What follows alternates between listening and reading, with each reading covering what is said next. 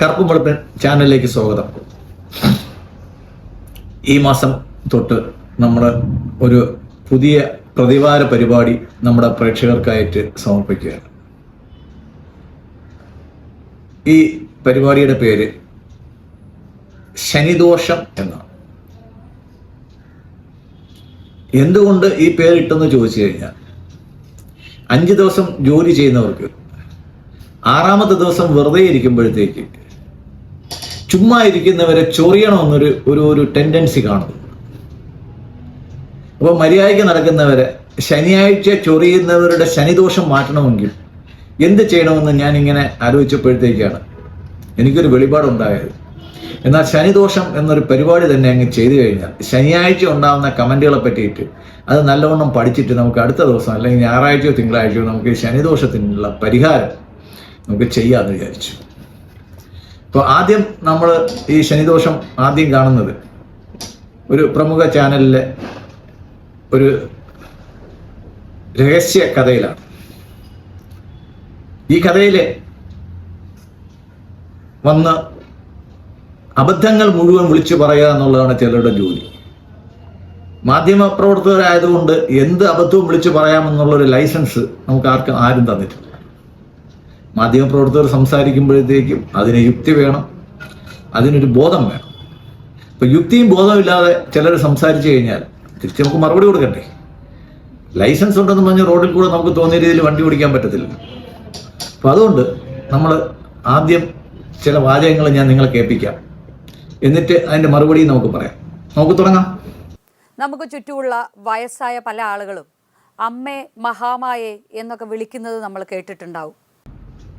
വയസ്സായവർ മാത്രമല്ല, ചാനലിൽ വെറുതെ ചടഞ്ഞിരിക്കാതെ ഒരു ക്യാമറമാനെയും കൊണ്ട് തിരുവനന്തപുരത്ത് അടുത്തുള്ള അമ്പലമാണ് ആറ്റുകാൽ അമ്പലം. ആറ്റുകാൽ അമ്പലത്തിൽ ചെന്നാൽ ഈ പ്രോഗ്രാം അവതരിപ്പിക്കുന്നവരെക്കാളും 10-20 വയസ്സ് കുറഞ്ഞവർ അമ്മേ മഹാമായേ എന്ന് വിളിക്കുന്നത് നമുക്ക് കേൾക്കാൻ പറ്റും. അപ്പം ശരി. എപ്പോഴും അത് ഭക്തി കൊണ്ട് മാത്രമാവില്ല, പലപ്പോഴും കടുത്ത നിരാശയുള്ള സമയത്തായിരിക്കും. ചിലപ്പോഴൊക്കെ നല്ലത് വരണേ എന്ന അർത്ഥത്തിലായിരിക്കും. ചിലപ്പോൾ ഒന്നും ചെയ്യാനില്ലാതെ ഹെൽപ്ലെസ് ആയിരിക്കുന്ന അവസ്ഥയിലായിരിക്കും. ബുദ്ധിയുള്ളവർ കടുത്ത നിരാശയിലല്ലാത്തപ്പോഴും ഡിപ്രഷനിലല്ലാത്തപ്പോഴും, വിവേകമുള്ളവർ ജോലിക്കിടയിലും യാത്രക്കിടയിലും അമ്മയെയും മഹാമായെയും ഒക്കെ വിളിക്കുകയും ഈശ്വരനാമം ജപിക്കുകയും ചെയ്യും. അതൊരു പുതിയ കാര്യമല്ല. വീട്ടിൽ ശകലം കൂടെ പ്രായമുള്ളവരടുത്ത് ചോദിച്ചു കഴിഞ്ഞാൽ അവർ ഇതിനെപ്പറ്റിയൊക്കെ നല്ലവണ്ണം പറഞ്ഞു തരും. നമുക്ക് അങ്ങനെയൊക്കെയാണ് നമുക്ക് ആ അറിവ് കിട്ടിയിട്ടുള്ളത്. ഇപ്പോഴത്തെ ചില വാർത്തകളെല്ലാം കാണുമ്പോൾ അമ്മേ, ഭാരത അമ്മേ, എന്ത് പണിയാണ് ഈ ചെയ്തത് എന്ന് ചോദിക്കാൻ തോന്നും. അതാണ് ഇപ്പോൾ കേരളത്തിൽ നടക്കുന്ന ഭാരത അംബ വിവാദം.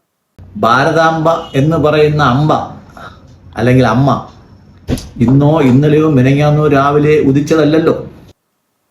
സത്യത്തിൽ ആളുകൾക്കൊന്നും വേറെ പണിയില്ലാത്തത് കൊണ്ടാണോ ഈ ഭാരതാംബ കാവിക്കൊടി പിടിച്ച് സിംഹത്തിൻ്റെ മുന്നിൽ നിൽക്കണോ, അതോ മൂവർണ്ണ കൊടി പിടിച്ച് വെള്ള സാരി ഉടുത്ത് ഇന്ത്യയുടെ ഭൂപടത്തിന് മുന്നിൽ നിൽക്കണോ എന്നൊക്കെ ചർച്ച ചെയ്യുന്നത്?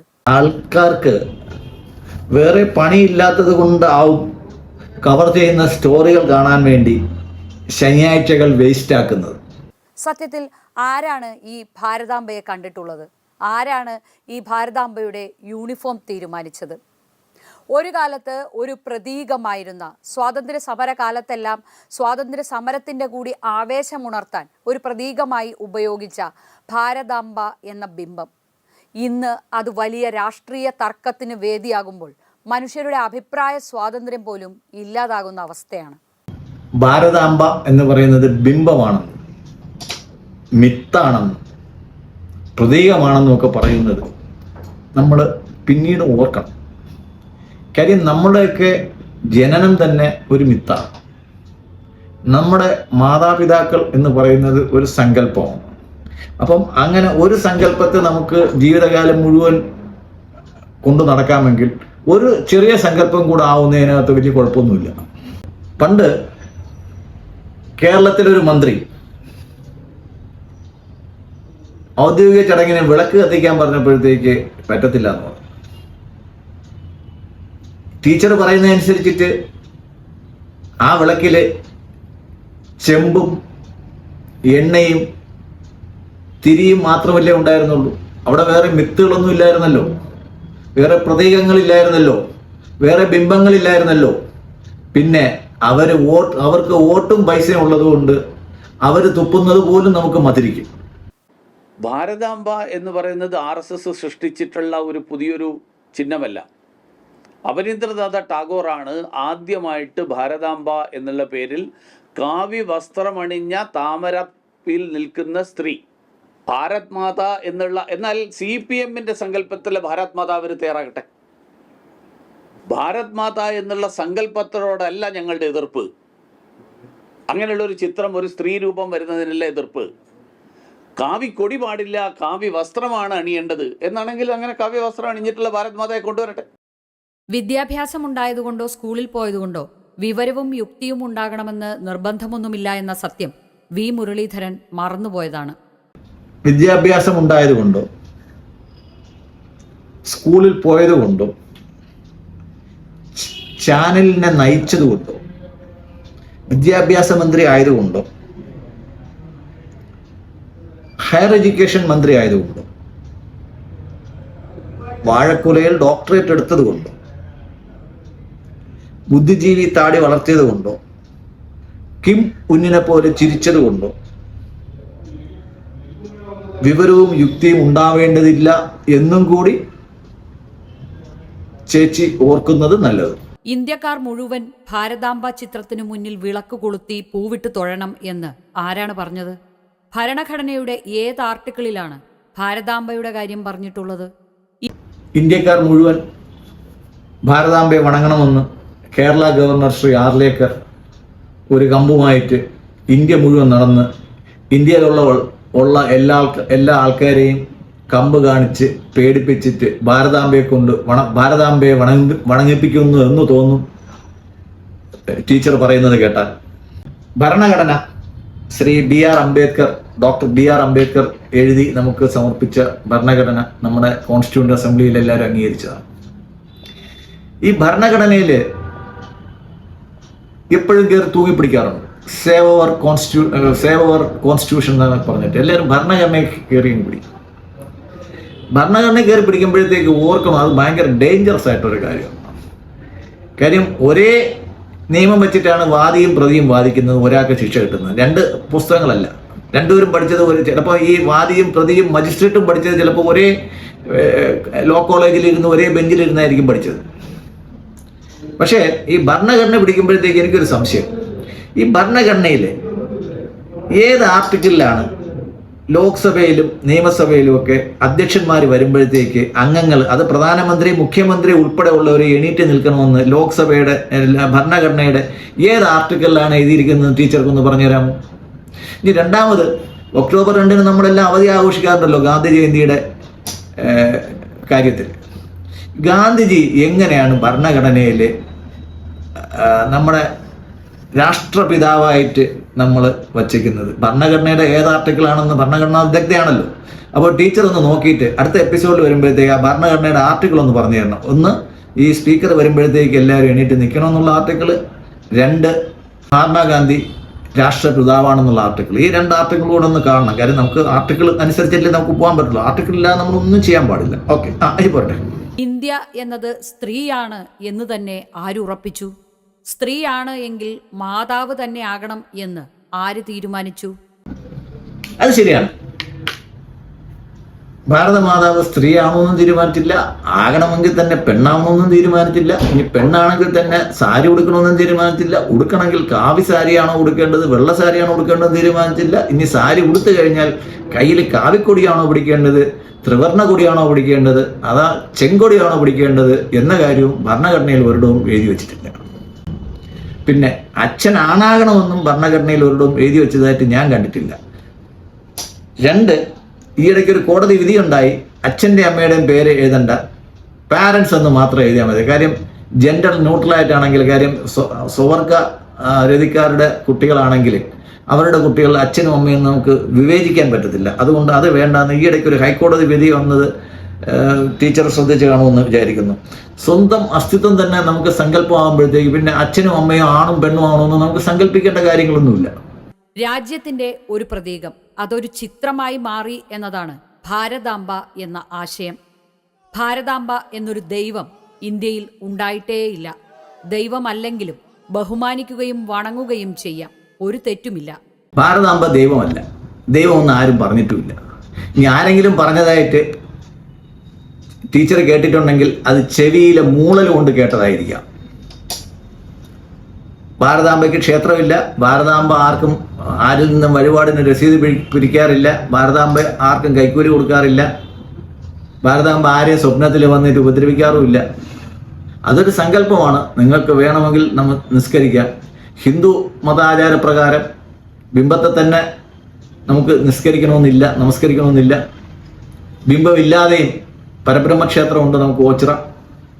അവിടെ നിങ്ങൾക്ക് ഇഷ്ടമുള്ള രീതിയിൽ, അവിടെ അമ്പലമില്ല, ആൽത്തറ മാത്രമേ ഉള്ളൂ. ആ ആൽത്തറയിൽ നിങ്ങൾക്ക് വണങ്ങാം, നിങ്ങൾക്ക് വഴിപാട് അർപ്പിക്കാം, നിങ്ങൾക്ക് അനുഗ്രഹം വാങ്ങിക്കാം, അനുഗ്രഹം വാങ്ങിക്കാതെ ഇരിക്കാം.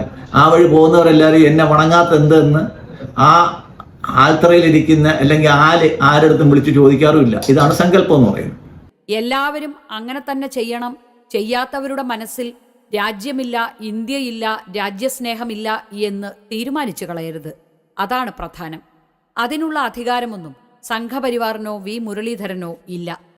സംഘപരിവാറിലുള്ള അനേകം സംഘടനകളെ അവരെയൊക്കെ നയിക്കുന്ന ശ്രീ മുരളി മനോഹർ ജോഷിയെ പോലെയുള്ള പണ്ഡിതന്മാരെ വിമർശിക്കാനോ അവരെ പഠിപ്പിക്കാനുള്ള യോഗ്യതയോ ജേർണലിസം പഠിക്കുന്നതുകൊണ്ട് ഉണ്ടാവുമെന്ന് എനിക്ക് തോന്നുന്നില്ല. ഇനി അഥവാ സമയം മിച്ചമുണ്ടെങ്കിൽ അടുത്ത് സംസാരിക്കുന്ന മഹാന് ഞാൻ കണ്ടത് ഭാരതാംബ എന്ന് അവർ പറയുന്ന ഒരു ചിത്രം, ഒരു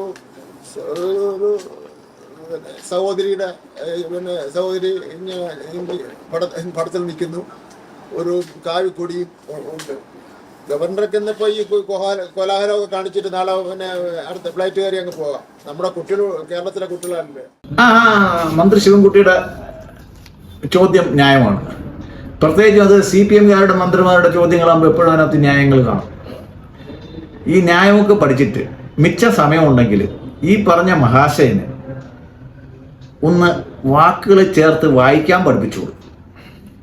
2, 9353 എന്നുള്ള സംഖ്യ ഒന്ന് കൃത്യമായിട്ട് വായിക്കാൻ പഠിപ്പിച്ചു കൊടുക്കുക. നമ്മുടെ നഗരപിതാവായിരുന്ന മഹാശയനാണ് ഇപ്പം വിദ്യാഭ്യാസ മഹാമന്ത്രിയായിട്ട് വിരാജിക്കുന്നത്. മന്ത്രി വി ശിവൻകുട്ടിയുടെ ചോദ്യം ന്യായമാണ്. ഇതാണ്, ഈ സ്ത്രീരൂപമാണ് ഭാരതാംബ, ഈ ഭാരതാംബയാണ് രാജ്യത്തിന്റെ പ്രതീകം എന്ന് എന്തിന് വി ശിവൻകുട്ടി വിശ്വസിക്കണം? എന്തിന് ഞാൻ വിശ്വസിക്കണം? എന്തിന് നിങ്ങൾ വിശ്വസിക്കണം? ഗവർണർ രാജേന്ദ്ര അർലേക്കർക്ക് അങ്ങനെ വിശ്വസിക്കാനും വി ശിവൻകുട്ടിക്ക് വിശ്വസിക്കാതിരിക്കാനും വിശ്വാസത്തിലും അവിശ്വാസത്തിലും തൽപരരല്ലാത്തവർക്ക് അങ്ങനെയാകാനും ഉള്ള സ്വാതന്ത്ര്യമാണ് ഡോക്ടർ BR അംബേദ്കറുടെ നേതൃത്വത്തിൽ ഉണ്ടാക്കിയ ഇന്ത്യൻ ഭരണഘടന നമുക്ക് നൽകിയിട്ടുള്ളത്. ഈ കാണിച്ച ചടങ്ങ് ഗവർണറുടെ അടുക്കളയിൽ പാല് കാച്ചിയ ചടങ്ങല്ലായിരുന്നു. ബേഡൻ പവൽ എന്ന് പറയുന്ന സായിപ്പ് ആഗോളതലത്തിൽ ഉണ്ടാക്കിയ സ്കൗട്ട് ആൻഡ് ഗൈഡ്സിൻ്റെ, ഭാരതത്തിലെ സ്കൗട്ട് ആൻഡ് ഗൈഡ്സിൻ്റെ, കേരളത്തിലെ വോളണ്ടിയേഴ്സിന് സർട്ടിഫിക്കറ്റ് വിതരണം ചെയ്യുന്ന ചടങ്ങായിരുന്നു. അത് രാജ്ഭവനിൽ വെച്ച് നടത്തിയത് കൊണ്ട് രാജ്ഭവൻ ഗവർണർക്ക് ഇഷ്ടമുള്ളിടത്ത് ഇഷ്ടമുള്ള പടം വയ്ക്കാനും അതിൽ പൂ ഇടുകയോ ഇടാതിരിക്കുകയോ ചെയ്യാനുള്ള സ്വാതന്ത്ര്യമുള്ള ഒരു സ്ഥലമാവും. നമ്മുടെ മുഖ്യമന്ത്രിക്ക് ക്ലിഫ് ഹൗസിൻ്റെ മതിലിൻ്റെ പൊക്കം എത്രയെന്ന് തീരുമാനിക്കാം, എസ്കോർട്ട് പോകുന്ന വണ്ടികളുടെ എണ്ണം എത്രയെന്ന് തീരുമാനിക്കാം, കുളിമുറിയുടെ വിസ്തീർണം തീരുമാനിക്കാം, കുളത്തിൻ്റെ ആഴം തീരുമാനിക്കാം, വീട്ടിൽ ആരെയൊക്കെ താമസിക്കണമെന്ന് തീരുമാനിക്കാം, പശുത്തൊഴുത്തിൽ ഏതൊക്കെ നിറവുള്ള പശുക്കളെ വളർത്തണമെന്ന് തീരുമാനിക്കാം. ഇതൊക്കെ ചെയ്യാനുള്ള സ്വാതന്ത്ര്യം കൊടുക്കുന്ന അതേ ഭരണഘടനയിലെ അതേ വകുപ്പുകൾ തന്നെയാണ് ഗവർണർ ആർലേക്കറിന് രാജ്ഭവനിൽ ഒരു പടം വയ്ക്കാനും അതിൽ 2 പൂവിടാനും കൂടെ കൊടുത്തേക്കുന്നുള്ളതെന്ന് ചേച്ചി മനസ്സിലാക്കിയാൽ നന്നായിരുന്നു. ഇന്ത്യ മഹാരാജ്യം ഭരിക്കുന്നത് BJP ആണ്. ഇന്ദിരാഗാന്ധി പണ്ട് പ്രഖ്യാപിച്ചതുപോലത്തെ അടിയന്തരാവസ്ഥയൊന്നും നരേന്ദ്രമോദി സർക്കാർ ഈ 3 അധികാര കാലഘട്ടത്തിലും പ്രഖ്യാപിച്ചിട്ടില്ല. ഇന്ദിരാഗാന്ധി പ്രഖ്യാപിച്ചതുപോലെയുള്ള അടിയന്തരാവസ്ഥ നരേന്ദ്രമോദി പ്രഖ്യാപിച്ചില്ല എങ്കിൽ രാവിലെ എണീക്കുമ്പോൾ 3 നേരം നരേന്ദ്രമോദിയുടെ പടത്തിനെ നമസ്കരിക്കാൻ നമുക്കൊക്കെ തോന്നും. ടീച്ചർക്കും തോന്നണം. പിന്നെ എന്തിനാണ് സംഘപരിവാർ സഹോദരങ്ങൾക്ക് ഈ അസഹിഷ്ണുത?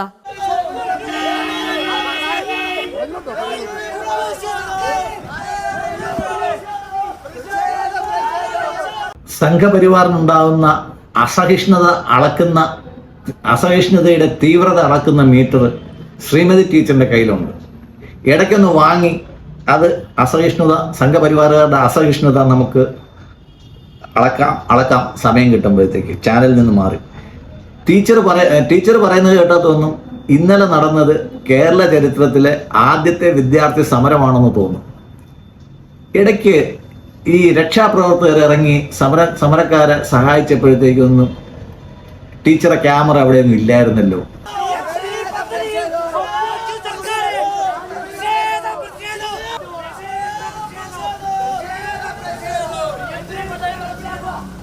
ഗവർണർക്ക് കേരള സർക്കാരിനെ അറിയിക്കാതെയും ചില കാര്യങ്ങൾ ചെയ്യാൻ വേണ്ടിയിട്ടാണ് കേരള സർക്കാർ തന്നെ കേരള പോലീസിനെ രാജ്ഭവനിൽ നിന്നും പുറത്താക്കി അവിടെ കേന്ദ്ര സേനയെ വിന്യസിച്ചിരിക്കുന്നത്. ഭാരതാംബയ്ക്ക് മുന്നിൽ വിളക്ക് കൊളുത്തി പൂവിട്ട് തൊഴുന്ന ശീലം ഗവർണർ രാജേന്ദ്ര അർലേക്കർ തുടർന്നു പോകട്ടെ.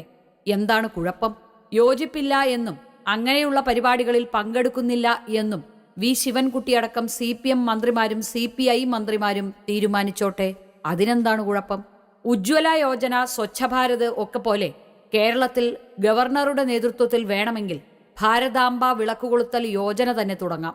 വികസിത ഭാരതം, വികസിത കേരളം, വികസിത നിലമ്പൂർ എന്നൊക്കെ മുട്ടിനു പറയുന്ന BJPക്കാർ വികസനം പാലമായും റോഡായും മാത്രമല്ല വികസിത ചിന്തകളായും പുരോഗമന ചിന്തകളുള്ള മനസ്സായും വരും എന്ന യാഥാർത്ഥ്യം ഉൾക്കൊള്ളാൻ ശ്രമിക്കണം.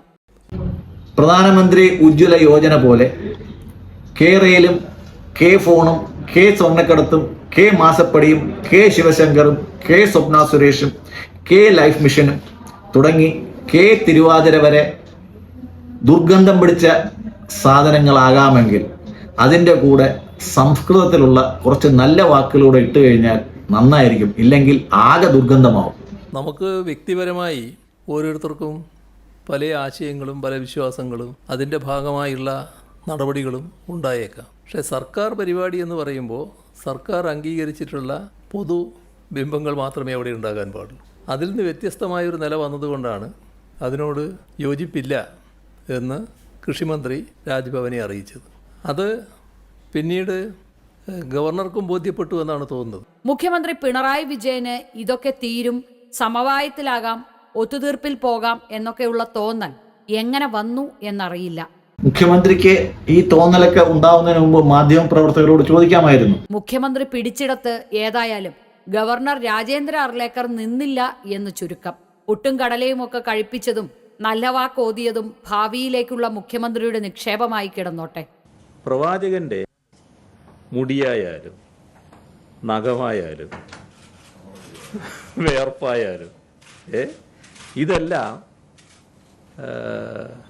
ബോഡി വേസ്റ്റ് ആണല്ലോ. നഖം നല്ലതുപോലെ വളർത്തുന്നവരുണ്ടാവും, അത് ശരീരത്തിലുള്ളത് വരെ അവിടെ നിൽക്കും. പക്ഷെ അത് മുറിച്ച് കളഞ്ഞ വേസ്റ്റ് അല്ലേ? പ്രവാചകനെ പറ്റി പറയുമ്പോൾ ആ ബോഡി വേസ്റ്റ് എടുത്തിട്ടല്ല പറയേണ്ടത്, പ്രവാചകന്റെ വാക്കുകൾക്കാണ് പ്രാധാന്യം. ചില ചാനലുകളിലും ശനിയാഴ്ച ഇതുപോലെ ചില ബോഡി വേസ്റ്റുകൾ വരാറുണ്ട്. ഒരു കാലത്ത് ഇതുപോലെയുള്ള പഞ്ച് ഡയലോഗുകളൊക്കെ ധാരാളം അടിച്ചിട്ടുള്ള മുഖ്യമന്ത്രി പിണറായി വിജയൻ ഒന്നുകൂടി സടകുടഞ്ഞെഴുന്നേറ്റ് ഭാരതാംബ എന്തിനാ കാവിക്കൊടി പിടിക്കുന്നത്, മഞ്ഞ ചുരിദാറിട്ട് തൊപ്പി വച്ച ചിത്രമായി നിന്നുകൂടെ എന്നൊക്കെ നല്ല സരസമായി ചോദിക്കേണ്ടതായിരുന്നു. ഇനിയും അവസരമുണ്ട്. വീഡിയോ ഗെയിംകാരെയും വ്ളോഗർമാരെയും ഇൻസ്റ്റാ സെലിബ്രിറ്റികളെയും ഒക്കെ ഒന്നിച്ചുകൂട്ടി ട്രെൻഡി ആകുന്നയാളാണ് പ്രധാനമന്ത്രി നരേന്ദ്രമോദി. അത്തരം കാര്യങ്ങളെല്ലാം സ്വന്തം പാർട്ടിയുടെയും സർക്കാരിന്റെയും പ്രചാരണത്തിന് ഉപയോഗിക്കുന്ന കൂർമ്മ ബുദ്ധിയും പ്രധാനമന്ത്രിക്കുണ്ട്. ട്രെൻഡി അല്ല ടീച്ചറെ, ട്രെൻഡ്. നരേന്ദ്രമോദി ലോകത്തിന്റെ ട്രെൻഡായി മാറിക്കഴിഞ്ഞു. ഇന്ത്യൻ പ്രധാനമന്ത്രി എന്തു പറയുന്നു എന്ന് കേൾക്കാൻ ലോകത്തിലെ നേതാക്കൾ മുഴുവൻ കാത്തിരിക്കുന്നു. ഇവിടുത്തെ റീൽ ടീമിനെയും PR ടീമിനെയും ഫേസ്ബുക്ക് ടീമിനെയും മാസം 75,000-ഓളം രൂപ ശമ്പളം വാങ്ങിക്കുന്ന 10-25 പേരടങ്ങിയ മീഡിയ മാനേജ്മെൻറ്റ് ടീമിനെയും പറ്റിയുള്ള വാർത്തകളൊന്നും കയറ്റം കയറി വരാറില്ല അല്ലേ? മെഗാ തിരുവാതിര അടുത്ത ഓണത്തിന് കളിക്കുമ്പോൾ നമുക്ക് തൊപ്പിയും ചുരിദാറും ഒക്കെ ചേർത്ത് വയ്ക്കാൻ നമുക്ക് മുഖ്യനോട് ആവശ്യപ്പെടാം. കാലം മാറി, ചിന്തകൾ മാറി, യുവതയും മാറിയ ഇന്ന് ഭാരതാംബയും മോഡേൺ ആകട്ടെ എന്നൊക്കെ പ്രധാനമന്ത്രിയുടെ ആരാധകരും ഉൾക്കൊള്ളണം. എന്തിനാണ് ഇത്ര മസിലുപിടുത്തം? കാവിക്കൊടിക്ക് പകരം നല്ലൊരു മൊബൈൽ കയ്യിലെടുത്താൽ ഭാരതാംബ എന്താ ഭാരതാംബയാവില്ലേ? അടുത്ത ആഴ്ച മുതൽ കവർ സ്റ്റോറി അവതരിപ്പിക്കുന്നതും ചങ്ക് ബ്രോ ഡ്രസ്സിലാക്കാം. ആരും കുറ്റം പറയത്തില്ല. മറ്റുള്ളവരെ അധിക്ഷേപിക്കാതെ, മറ്റുള്ളവരുടെ സ്വാതന്ത്ര്യം കവരാതെ, ഇഷ്ടമുള്ളത് കഴിച്ച് മനസ്സിലുള്ളത് പറഞ്ഞ് ഇഷ്ടമുള്ള ഉടുപ്പിടുന്നവരാണ് കവർ സ്റ്റോറിയുടെ ഭാരതാംബ. അതിനി ഭാരത പിതാവായാലും വലിയ കുഴപ്പമൊന്നുമില്ല. റിപ്പോർട്ടർ ആണെങ്കിൽ നമുക്ക് ശാസിച്ചൊതുക്കാമായിരുന്നു. ചാനലിനെ തന്നെ ചലിപ്പിക്കുന്നവരാണെങ്കിൽ ആർക്ക് ശാസിക്കാനാ? അടിയന്തരാവസ്ഥയുടെ 50-ാം വാർഷികമാണ് ഈ ആഴ്ച. കോൺഗ്രസിനെ അടിക്കാനും വിമർശിക്കാനുമൊക്കെ എപ്പോഴും അടിയന്തരാവസ്ഥ കാര്യം എടുത്ത് ഉപയോഗിക്കുന്നവരാണ് BJP നേതാക്കൾ. അടിയന്തരാവസ്ഥ കാലത്ത് മനുഷ്യർക്ക് അഭിപ്രായ സ്വാതന്ത്ര്യം ഉണ്ടായിരുന്നില്ല, മൗലിക അവകാശം പോലും ഉണ്ടായിരുന്നില്ല. നരേന്ദ്രമോദിയുടെ 3ാം ഊഴ ഭരണകാലം എത്തുമ്പോൾ നമുക്കിവിടെ അടിയന്തരാവസ്ഥയൊന്നുമില്ല. പക്ഷേ പല കാര്യങ്ങളിലും സ്വതന്ത്രമായ അഭിപ്രായം പറയുമ്പോൾ പേടിയാണ്. സംഘപരിവാർ ഗ്രൂപ്പുകൾ എങ്ങനെയാണ് നമ്മളോട് പെരുമാറുക എന്നോർത്ത്. പറയാത്ത പല കാര്യങ്ങൾക്കും പറഞ്ഞ പല കാര്യങ്ങൾ ദുർവ്യാഖ്യാനം ചെയ്തും സംഘപരിവാർ ഗ്രൂപ്പുകൾ ഒരുപാട് വിമർശിച്ചിട്ടുണ്ട് കവർ സ്റ്റോറിയെ. ഇപ്പോൾ അടിയന്തരാവസ്ഥയുടെ 50-ാം വാർഷികം ആചരിക്കുന്ന ഈ വേളയിൽ ഭാരതാംബയെ പറ്റി പറയുമ്പോൾ സംഘപരിവാർ ഗ്രൂപ്പുകൾക്ക് ബുദ്ധിമുട്ടാകുമോ എന്നൊന്നറിയണം. ഭാരതാംബ സാരി ഉടുത്തു തന്നെ നിൽക്കണമെന്ന് ആർക്കാണ് ഇത്ര നിർബന്ധം? ഇന്നത്തെ ട്രെൻഡി യുവതി യുവാക്കൾ ഇടുന്നത് പോലെയുള്ള വസ്ത്രങ്ങളോ ജെൻഡർ ന്യൂട്രൽ ഡ്രസ്സുകളോ ഒക്കെ ഇട്ട് പുതിയ രീതിയിൽ ഒരു ചങ്ക് ബ്രോയായി നിൽക്കുന്ന ഭാരതാംബയെ വിചാരിക്കാൻ ആർക്കാണ് മടിയുള്ളത്? ഇത് പറയുമ്പോൾ കവർ സ്റ്റോറി ഒരു രാജ്യദ്രോഹിയായി മാറുമോ ഇല്ലയോ എന്ന് സംഘപരിവാറുകാർ പറയട്ടെ. ഒരു ദിവസത്തേക്കെങ്കിലും ചാനലിനൊരു നിരോധനം കൊണ്ടുവന്നതിന്റെ ഒരു പേടി ഇപ്പോഴും മാറിയിട്ടില്ല അല്ലേ? അടക്കയായാൽ മടിയിൽ വെക്കാം, അടക്കാമരമായാൽ എന്തു ചെയ്യും എന്നൊരു ചൊല്ലുണ്ട്. അതുപോലെ തന്നെയാണ് തെങ്ങിനും പ്ലാവിനും ഒരേ തളപ്പാണോ എന്ന ചൊല്ല്. നിർത്ത്. പഴഞ്ചൊല്ല് പറയുമ്പോഴും പഴകി തേമ്പിപ്പോയാൽ പിന്നെ എങ്ങനെയും പറയാമെന്ന് പറയരുത്. തെങ്ങിനും പ്ലാവിനും അല്ല ഒരു തലാപ്പ് എന്ന് പറയുന്നത്, തെങ്ങിനും കവുങ്ങിനുമാണ് ഒരു തലാപ്പ് എന്ന് പറയുന്നത്. അതിൻ്റെ അർത്ഥം തെങ്ങിൻ്റെയും കമുകിൻ്റെയും തലാപ്പിൻ്റെ സൈസ് രണ്ടെന്നാണ്. അതുകൊണ്ട് ശശി തരൂരിൻ്റെയും ഖാർഗയ്ക്കും ഒരേ തലാപ്പിടല്ല എന്നായിരിക്കും ടീച്ചർ പറഞ്ഞു വന്നത്. ഇനി ടീച്ചർക്ക് മനസ്സിലാകാത്ത വേറൊരു ചെറിയ വ്യത്യാസമുണ്ട്. അത് പല മോട്ടിവേഷൻ ക്ലാസ്സുകളിലും നമ്മൾ കേട്ടിട്ടുള്ള ഒരു വ്യത്യാസമാണ്. തെങ്ങും കവുങ്ങും തമ്മിൽ എന്താ വ്യത്യാസം? തെങ്ങും കവുങ്ങും തമ്മിലൊരു വലിയ വ്യത്യാസമുണ്ട്. തെങ്ങിൻ്റെ മുകളിൽ കൂടെ ഒരു ആശയുടെ കയറ് പോയി കഴിഞ്ഞാൽ പോലും തെങ്ങ് വളരുന്നു. പക്ഷെ കമുകിന് ഒരു ഗുണമുണ്ട്. അതിൻ്റെ മുകളിൽ പന്തല് കെട്ടിയാലും കമുക് വളഞ്ഞിട്ടില്ല. ഇന്നുവരെ വളഞ്ഞ കമുക്, ചരിഞ്ഞ കമുക് കണ്ടിട്ടുണ്ട്. കമുക് വളഞ്ഞ് ഒരിക്കലും വളരത്തില്ല. തെങ്ങ് വേണമെങ്കിൽ റാ പോലെ വളരും, പക്ഷെ കമുക് റാ പോലെ വളയത്തില്ല. ഇതാണ് ഖാർഗെയും തരൂരും തമ്മിലുള്ള വ്യത്യാസം. മനസ്സിലായോ സാറേ? കോൺഗ്രസുകാരാകെ ആശയക്കുഴപ്പത്തിലാണ്. ഈ ശശി തരൂരിനെ എന്തു ചെയ്യും? വിശ്വപൗരനായിപ്പോയി. പെട്ടെന്നൊന്നും നടപടിയെടുത്ത് പുറത്താക്കാനാവില്ല. തരൂര് ഒന്നുകിൽ കോൺഗ്രസിൽ നിൽക്കും, അല്ലെങ്കിൽ BJPയിൽ പോകും. അവരുടെ കാര്യം അവർ രണ്ടുപേരും നോക്കിക്കൊള്ളും. അതിനെ പറ്റിയിട്ട് വേറെ ആരും വേവലാതി കൊള്ളേണ്ട കാര്യമില്ല. ഇനി ഇവർ തമ്മിലെ ചർച്ചയ്ക്ക് വേണ്ടിയിട്ട് 9 നില കെട്ടിടത്തിന് കാവി പെയിന്റ് അടിച്ചിട്ട് ആരും കാത്തിരിക്കുകയും വേണ്ട. ലോകമൊട്ടാകെ അറിയും, നാണക്കേടാകും. കോൺഗ്രസ് പോലെ വലിയ ജനാധിപത്യവാദികളായ വലിയ പാരമ്പര്യമുള്ള ഒരു പാർട്ടിയിൽ അഭിപ്രായ സ്വാതന്ത്ര്യത്തിന്റെ പേരിൽ, അതും രാജ്യത്തിന് വേണ്ടി പുറത്തുപോയി വർത്തമാനം പറഞ്ഞു എന്നുള്ളതിന്റെ പേരിൽ ശശി തരൂരിനെ പുറത്താക്കാൻ പറ്റുമോ? പണ്ട് നരസിംഹറാവു എന്ന് പറയുന്ന കോൺഗ്രസിന്റെ തന്നെ പ്രധാനമന്ത്രി UN ഇന്ത്യയെ റെപ്രസെന്റ് ചെയ്യേണ്ട ഒരു ആവശ്യം വന്നപ്പോൾ പാകിസ്ഥാനെതിരെ ഇന്ത്യയിൽ നിന്നും കയറ്റി അയച്ചത് AB വാജ്പേയി എന്ന് പറഞ്ഞ തികഞ്ഞ സംഖ്യയായിരുന്നു. പിന്നെ ഒരിക്കലും സംഖ്യയില്ലാത്ത ഫറൂഖ് അബ്ദുള്ളയും കൂടെ ഉണ്ടായിരുന്നു. അത് അന്ന് ആ രാജ്യത്തിന് അത് വേണമെന്ന് പറഞ്ഞപ്പോഴത്തേക്ക് ബി ജെ പിക്കും നാഷണൽ കോൺഫറൻസിനും കൊടുക്കാൻ അങ്ങനെ രണ്ടുപേരുണ്ടായിരുന്നു. ഇന്ന് അങ്ങനെ രണ്ടുപേരെ വേണമെന്ന് കോൺഗ്രസിനോട് ചോദിച്ചപ്പോഴത്തേക്ക് സോണിയാജിക്ക് പറ്റത്തില്ല, രാഹുൽജിക്ക് ഒട്ടും പറ്റത്തില്ല, പ്രിയങ്കാജിക്ക് തീരെയും സമയമില്ല. എന്നാൽ വധേരാജിയെങ്കിലും ഒന്ന് കിട്ടുമെന്ന് ചോദിച്ചപ്പോൾ അദ്ദേഹത്തിന് സമയമില്ല എന്ന് പറയുന്നത്. പിന്നെ എവിടെ പോവും? അകത്ത് നിൽക്കുന്ന ശശി തരൂർ മോദിയെ പുകഴ്ത്തിക്കൊണ്ട് പാർട്ടിക്ക് അപകടകരമായ സാഹചര്യം ഉണ്ടാക്കുന്നുണ്ട്. അതെങ്ങനെ കൈകാര്യം ചെയ്യും? ആകെ ആശങ്കയാണ്. ലക്ഷ്മണരേഖ കടന്നാൽ നടപടിയെടുക്കും എന്നാണ് AICC പറയുന്നത്. എന്താണ് ഈ ലക്ഷ്മണരേഖ? എവിടെയാണ് ലക്ഷ്മണൻ ഈ രേഖ വരച്ചു വെച്ചിരിക്കുന്നത് എന്ന് ശശി തരൂരിന് അറിയില്ല. ശശി തരൂർ മാറുന്നതനുസരിച്ച് മാറ്റി മാറ്റി വരയ്ക്കുന്ന ഒരു രേഖയാണ് AICCയുടെ ഈ ലക്ഷ്മണരേഖ എന്ന് ഇപ്പോഴത്തെ അവസ്ഥയിൽ പറയാം. മൗലികാവകാശങ്ങൾ ശശി തരൂരിന് മാത്രം വേണ്ട എന്ന് അംബേദ്കർ എഴുതിയ ഭരണഘടനയിൽ എവിടെയെങ്കിലും എഴുതി വെച്ചതായിട്ട് ഞാൻ കണ്ടിട്ടില്ല. ഐക്യജനാധിപത്യ പ്രസ്ഥാനത്തിന്റെ കരുത്തനായ അമരക്കാരൻ, ഈ നാടറിയുന്ന നിങ്ങളറിയുന്ന നിങ്ങളെ അറിയാവുന്ന ഈ നാടിന്റെ നാടീയ സ്പന്ദനങ്ങൾ തൊട്ടറിയുന്ന ലോകമറിയുന്ന ഇന്ത്യയുടെ വിശ്വപൗരൻ. കോൺഗ്രസിനകത്ത് പുകയുന്ന വിഷയമായി ശശി തരൂർ മാറിയിട്ടുണ്ട്. തീ ഉണ്ടെങ്കിൽ പുക കാണും.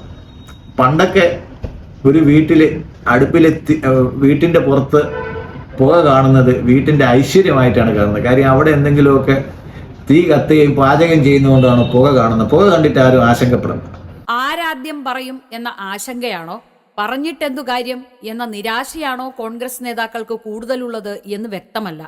ശശി തരൂർ BJP പാളയത്തിലേക്ക് പോകുകയാണോ, പോയിക്കൊണ്ടിരിക്കുകയാണോ എന്നൊക്കെയാണ് പലരും ഉയർത്തുന്ന ആശങ്കകൾ. സത്യത്തിൽ ശശി തരൂർ എന്ന രാഷ്ട്രീയക്കാരനല്ലാത്ത രാഷ്ട്രീയ തൊഴിലാളിയായ ഒരാൾ പാർട്ടിയിൽ എത്രമാത്രം ഇഴുകിച്ചേരുന്നു എന്നതിന്റെ ഉത്തരവാദിത്തം കോൺഗ്രസ് നേതാക്കളാണ് ഏറ്റെടുക്കേണ്ടിയിരുന്നത്. ശശി തരൂരിനെ രാഷ്ട്രീയ തൊഴിലാളി എന്ന് വിളിച്ചാൽ കുറി മായ്ച്ച ഉണ്ണിത്താന്മാരും രഹസ്യമായിട്ട് ചന്ദനം തൊട്ട് അമ്പലത്തിൽ പോകുന്ന സഹാക്കന്മാരും കൈയടിക്കും. അങ്ങനെ ബാർക്ക് റേറ്റിംഗും സർക്കാർ പരസ്യവും കൂടിക്കൂടി വരും. തിരുവനന്തപുരം ലോക്സഭാ സീറ്റ് വിജയിപ്പിച്ചെടുക്കാനുള്ള ഒരായുധമായിരുന്നു ഇക്കാലമത്രയും കോൺഗ്രസിന് ശശി തരൂർ. ആ ആയുധത്തിന്റെ മൂർച്ച കുറഞ്ഞു എന്ന് 2024 തെരഞ്ഞെടുപ്പ് തെളിയിച്ചതുമാണ്. പിന്നെ ഒരു വർക്കിംഗ് കമ്മിറ്റി അംഗത്തിന്റെ പാർലമെന്റ് ഇലക്ഷന് പ്രസംഗിക്കാൻ വേണ്ടി സോണിയാഗാന്ധി തിരുവനന്തപുരത്ത് ചെലവാക്കിയത് 3 ദിവസം, രാഹുൽ ഗാന്ധി ചെലവാക്കിയത് 4 ദിവസം, പ്രിയങ്ക ഗാന്ധി ചെലവാക്കിയത് 5 ദിവസം, നമ്മുടെ ഖാർഗേജി ചെലവാക്കിയത് 7 ദിവസം, നമ്മളെ KC വേണുഗോപാൽ എന്ന അഖിലേന്ത്യാ സെക്രട്ടറി ചെലവാക്കിയത് 16 ദിവസം. ഇത്രയും പേര് ഇത്രയും ദിവസം കഷ്ടപ്പെട്ട് ബുദ്ധിമുട്ടി പ്രവർത്തിച്ചിട്ടാണ് ശശി തരൂരിനെ MP ആയിട്ട് തിരഞ്ഞെടുക്കാൻ തിരുവനന്തപുരത്തുകാർക്ക് യോഗമുണ്ടായത്. മറക്കരുത്. 2022 AICC അധ്യക്ഷ സ്ഥാനത്തേക്ക് ഒരു കൈ നോക്കിയ ശശി തരൂർ അന്ന് AICC അംഗങ്ങളിൽ 10% പേരുടെ പിന്തുണയും നേടി. സോണിയ കുടുംബവും AICC ഒന്നാകെയും എതിർപക്ഷത്ത് മല്ലികാർജുൻ ഖാർഗെക്കൊപ്പമായിരുന്ന ആ സംഘടനാ തെരഞ്ഞെടുപ്പിലാണ് ശശി തരൂർ 1027 വോട്ട് നേടിയത്. ശശി തരൂർ പണ്ടേ ഇങ്ങനെയാണ്. ഇയാള് മഹാ അപരാധിയാണ്, സൂക്ഷിച്ചോളണം. ഇയാള് പണ്ട് UN സെക്രട്ടറി ജനറലായിട്ടും കൂടെ മത്സരിച്ച ആളാണ്. മഹാപോക്കിരിയ. ഇയാളെ മൂക്കും മുടിയും മുറിച്ച് ആരുവാമൊഴി കടത്താം. കേരളത്തിൽ ഉൾപ്പെടെ വലിയൊരു വിഭാഗത്തിന്റെ പിന്തുണ. അന്ന് G23 എന്നറിയപ്പെട്ട കോൺഗ്രസിലെ അസംതൃപ്ത ഗ്രൂപ്പിലെ പ്രധാന അംഗമായിരുന്നു തരൂർ.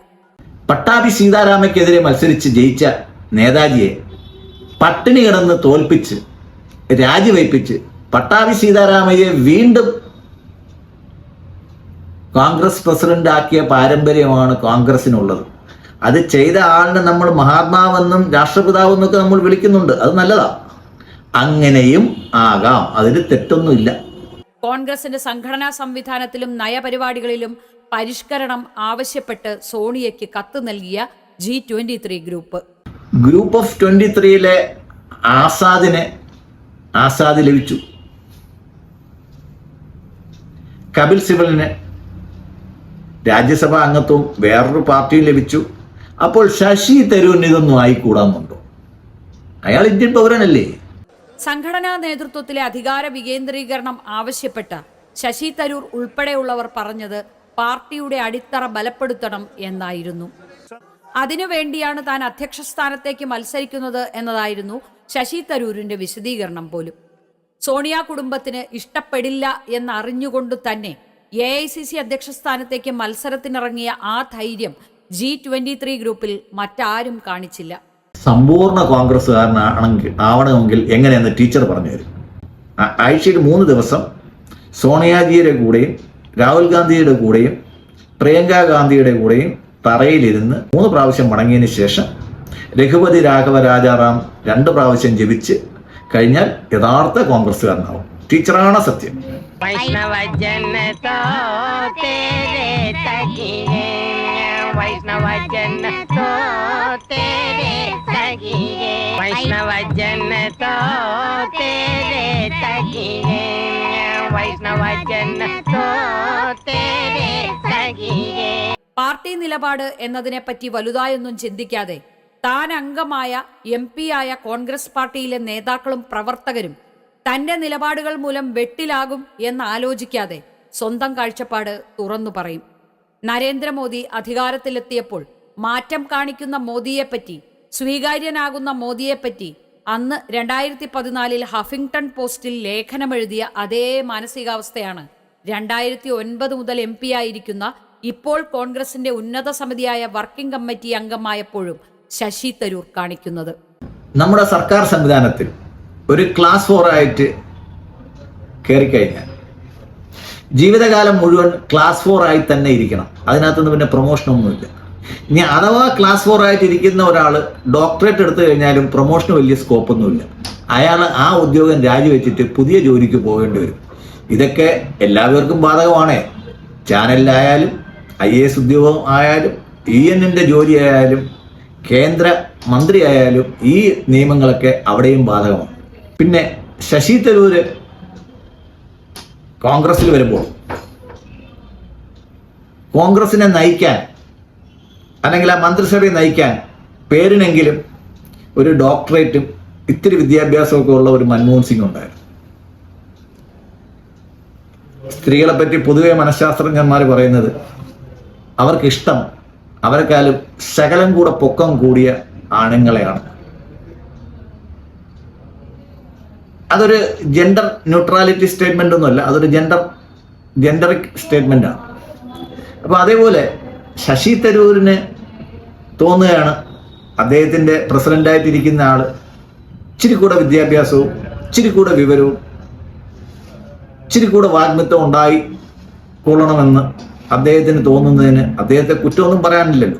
ഞാൻ അങ്ങനെ ഒരാളെ കണ്ടുപിടിക്കണമെങ്കിൽ ഇന്ത്യ മഹാരാജ്യത്ത് കോൺഗ്രസ് പാർട്ടിക്കകത്ത് എവിടെ കിട്ടും? നമ്മളെ ഉന്നതനെ പിടിച്ചാക്കാൻ പറ്റുമോ? നിലപാടിലെ സ്ഥിരതയല്ല ഇത്. കോൺഗ്രസ് ജനപ്രതിനിധിയായി 16 കൊല്ലം പിന്നിട്ട് 4ാം ടേമിലെത്തിയിട്ടും ശശി തരൂർ ഒരു സമ്പൂർണ്ണ കോൺഗ്രസ്സുകാരനായി മാറിയിട്ടില്ല എന്നതാണ് ഇതിനർത്ഥം. ജനങ്ങൾക്കിടയിൽ ജീവിക്കുന്ന പ്രവർത്തിക്കുന്ന കോൺഗ്രസ്സുകാരനല്ല ശശി തരൂർ. ജനകീയ പ്രശ്നങ്ങൾ ഏറ്റെടുത്ത് അതിനൊപ്പം നിന്ന് അത് പരിഹരിക്കാൻ ജനങ്ങളുടെ കൂടെ നിൽക്കുന്ന രാഷ്ട്രീയ ശൈലിയും ശശി തരൂരിനില്ല. പ്രൊഫഷണൽ കോൺഗ്രസ് എന്നത് ശശിക്ക് പറ്റിയ സംഘടനയായിരുന്നു. കോൺഗ്രസ് പ്രൊഫഷണൽ എന്നത് മാറ്റിയാലും തെറ്റില്ല. എനിക്ക് ഞാൻ നടത്തുന്ന ചാനലിന്റെ പേര് തിരഞ്ഞെടുക്കാൻ സ്വാതന്ത്ര്യമുള്ളതുപോലെ നിങ്ങൾ വർക്ക് ചെയ്യേണ്ട ചാനൽ ഏതെന്ന് തിരഞ്ഞെടുക്കാൻ സ്വാതന്ത്ര്യമുള്ളതുപോലെ അതേ സ്വാതന്ത്ര്യം ശശി തരൂരിന് ഏത് പാർട്ടിയിൽ പ്രവർത്തിക്കണം എന്ന് തീരുമാനിക്കാനുള്ള സ്വാതന്ത്ര്യവും ഇത് മൂന്നും നമ്മുടെ ഭരണഘടന ഒരേപോലെ തരുന്നതാണ്. 2024 ലോക്സഭാ തെരഞ്ഞെടുപ്പ് രംഗം വിട്ടു എന്നാണ് ശശി തരൂർ പ്രഖ്യാപിച്ചിരുന്നത്. ഇത് എൻ്റെ അവസാനത്തെ ലോക്സഭ മത്സരമാവണം. അതൊക്കെ ഖാർഗേജി നോക്കിക്കോളും. കേരള രാഷ്ട്രീയത്തിൽ പാർട്ടിക്കകത്തും മുന്നണിയിലും തായം കളിച്ച് നേതാവാകാനും മുഖ്യമന്ത്രി കസേരയിലേക്ക് ഓടിയെത്താനുമുള്ള പാങ്ങ് ശശി തരൂരിനില്ല.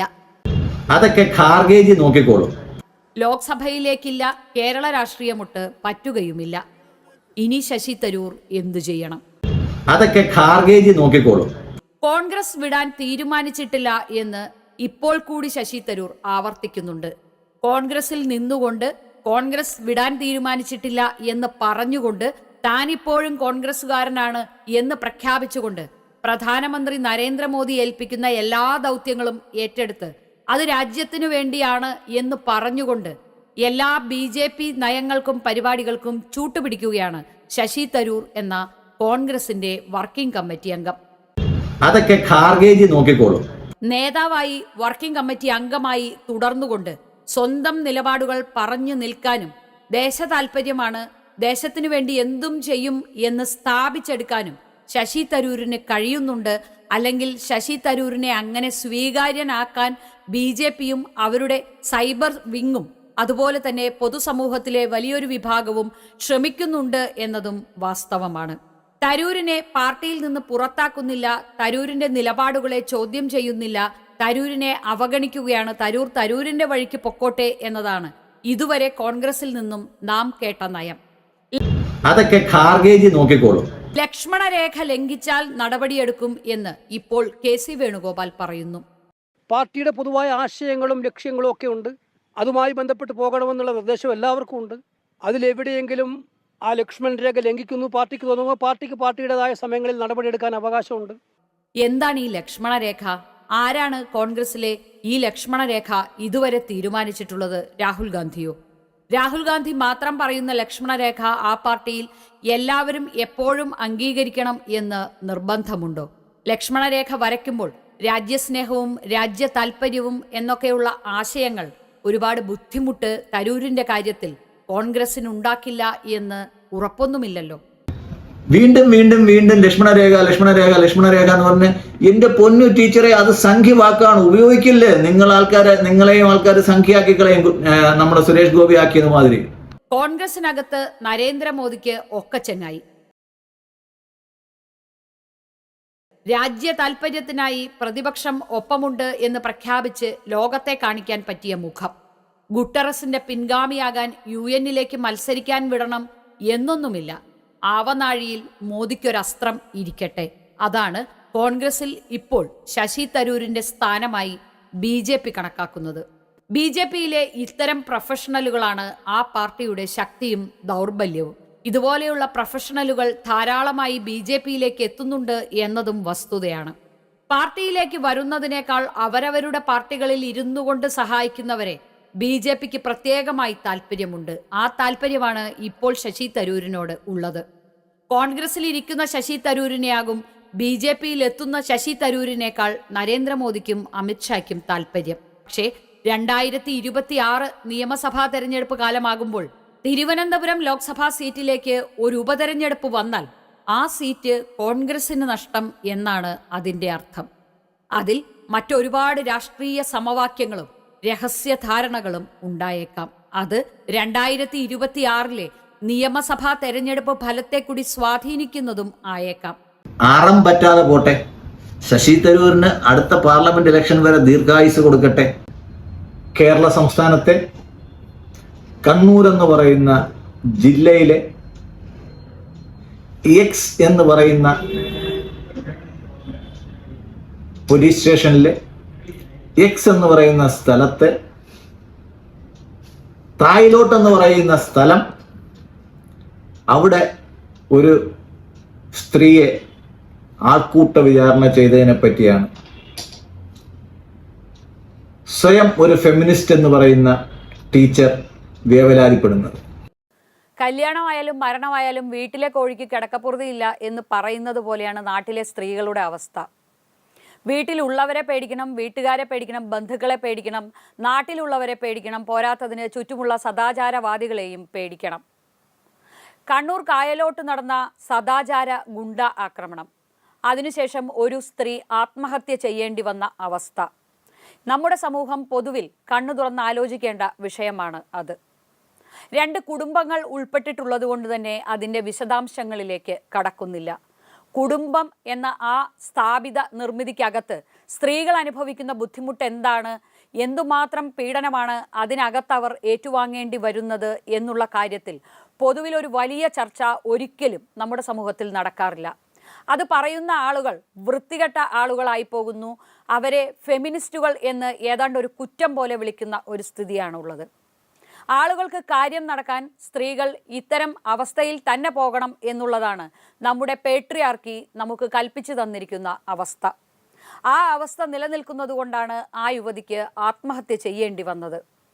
എന്താണ് ഈ സന്മാർഗവാദികൾ കാണിച്ചു കൂട്ടുന്നത് എന്ന് അവർക്കും മാത്രമേ അറിയാവൂ. ഈ സന്മാർഗവാദികളെ ഇങ്ങനെ വളരാൻ വിട്ടുകൂടാ എന്നതാണ് ഒരു സംസ്ഥാന ഭരണകൂടം കാര്യക്ഷമമായി ചെയ്യേണ്ടത് എന്ന് മാത്രം ചുരുക്കത്തിൽ ഒറ്റ വരിയിൽ പറയാം. സ്ത്രീ എന്നുള്ള രീതിയിൽ അവരുടെ കൺസേണൊക്കെ ചേർത്ത് ടീച്ചർ പറഞ്ഞത് വളരെ ശരിയാ. പക്ഷെ ഒരു ചെറിയ പ്രശ്നമുണ്ട്. നമുക്കൊക്കെ ചിലപ്പോൾ ചില കാര്യങ്ങൾ സ്ഥിരമായി വിട്ടുപോകാറുണ്ട്. ഒരിക്കൽ വിട്ടുപോകുന്നതിനകത്ത് നമുക്ക് കുഴപ്പമൊന്നുമില്ല. പക്ഷെ സ്ഥിരമായിട്ട് ചില കാര്യങ്ങൾ നമ്മൾ മറന്നു പോകുമ്പോഴത്തേക്ക് അതൊരു പ്രശ്നമാണ്. അപ്പോൾ നമ്മൾ സൈക്യാട്രിസ്റ്റിനെയൊക്കെ കാണിക്കേണ്ടി വരും. ഈ എക്സ് എന്ന് പറയുന്ന സ്ഥലത്ത്, എക്സ് എന്ന് പറയുന്ന പോലീസ് സ്റ്റേഷൻ അതിർത്തിയിലാണ് ഈ സംഭവം നടന്നത്. ഈ സംഭവത്തിൽ ആൾക്കൂട്ട വിചാരണ നടത്തിയത് വൈ എന്ന് പറയുന്ന ഒരു സംഘടനയുടെ ആൾക്കാരാണ്. ഇനി നമ്മൾ എത്ര ചോദിച്ചു കഴിഞ്ഞാലും ടീച്ചർ എക്സും വൈയും എന്തെന്ന് പറയത്തില്ല. അതൊരു പ്രശ്നമാണ്. കാര്യം ഈ എക്സ് എന്ന് പറയുന്നത് പിണറായി പോലീസ് സ്റ്റേഷനാണെന്നും സംഭവം നടന്നത് പിണറായി എന്ന് പറയുന്ന സ്ഥലത്തിനടുത്താണെന്നും എത്ര ഓർത്തിട്ടും ടീച്ചർക്ക് പറയാൻ പറ്റുന്നില്ല. ഇതിന് സൈക്യാട്രിസ്റ്റുകൾ അവരുടെ ഭാഷയിൽ പറയുന്നത് സെലക്റ്റീവ് അംനേഷ്യ കവർ സ്റ്റോറിയാസിസ് എന്നാണ്. അപ്പോൾ നന്ദി, നമസ്കാരം.